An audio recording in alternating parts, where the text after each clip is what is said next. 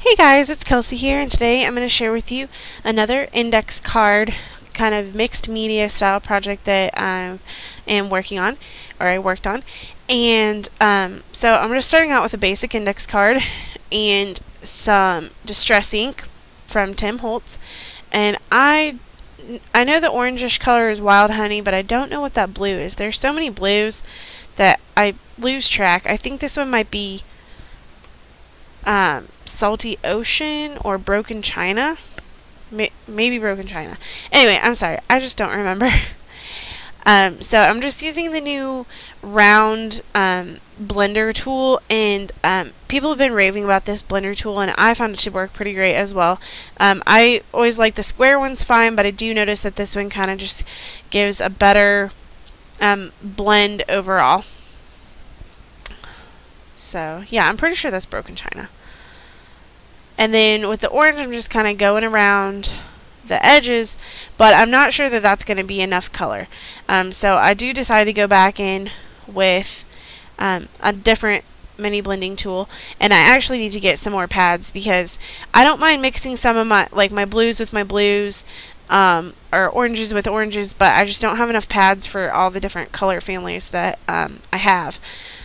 So anyway, this is the card that I'm starting out with basically. It's just got some color to it. I'm going to clean up my surface really quick because when you use the inks, you want to start on your craft sheet and move it onto your card. So it does make it kind of a mess. So I decided to use this glassine bag. I just have these in my stash. I save them from my Studio Calico kits, or you can even buy just a pack of glassine bags.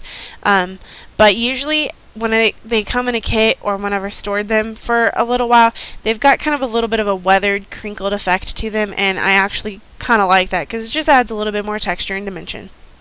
So I've got a doily just for my stash, and this paper, it was actually a paper from Stampin' Up! And I really like the colors, the blues and grays and yellows, and I thought it matched the colors of my Distress inks really well. So I'm just trying to decide how I want to lay this out, or how I want to do this exactly. And so I'm going to pull out the glue. This is the Tombow Mono Multi Glue, and I'm going to glue these strips, and then I'll be cutting the excess off here in a minute. And I think that was from the Midnight Muse paper stack, which is just stacks of paper, and it's just different patterned papers. But I really like the colors in this set. So, and then I've just got a few more of these strip pieces that I cut off. And as you can see just in the video, I obviously did not cut these with a paper trimmer. They're really oddly sized and not straight, but it's okay. They were just scrap pieces, and it works with, you know, the style that I was going for. It worked for that mixed media look. And then I'm going to adhere the glassine bag with some glossy accents, and glossy accents will dry clear. You might still be able to see it a little bit, but it's not going to be too bad. So hopefully I'll get this glossy accents going real quick.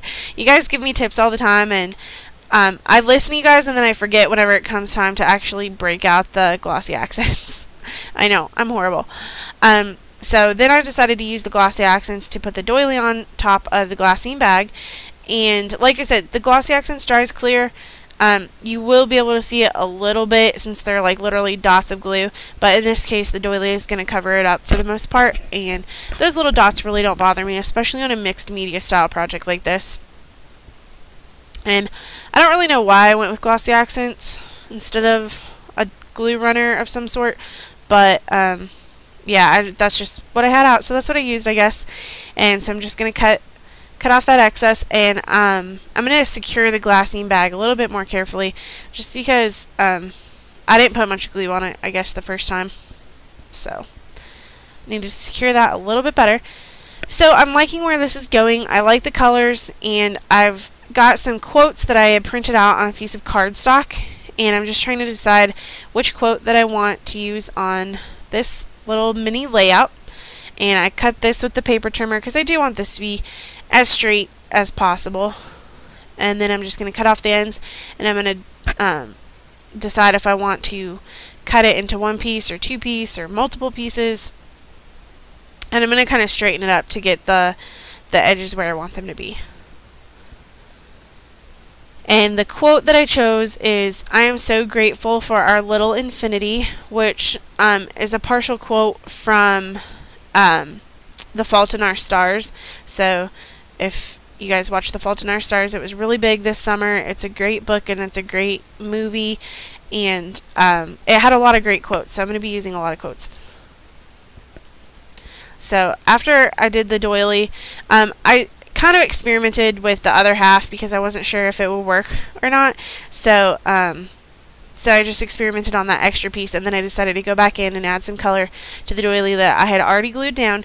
And since there was some glue behind it, it gave it some more texture than I had wanted, really. But in the end, I am okay with that because it is mixed media style. So it came out a little, you can see the glue texture behind it, and you can also see it was kind of splotchy. The ink was splotchy, but like I said, it doesn't bother me too bad. It's just not the look I was going for.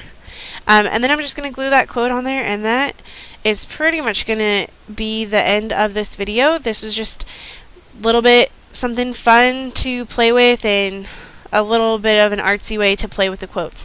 So there will be a picture on my blog if you're interested in seeing that. And thank you so much for watching. Give me a thumbs up if you like this video. Thanks so much, and I will see you guys again soon.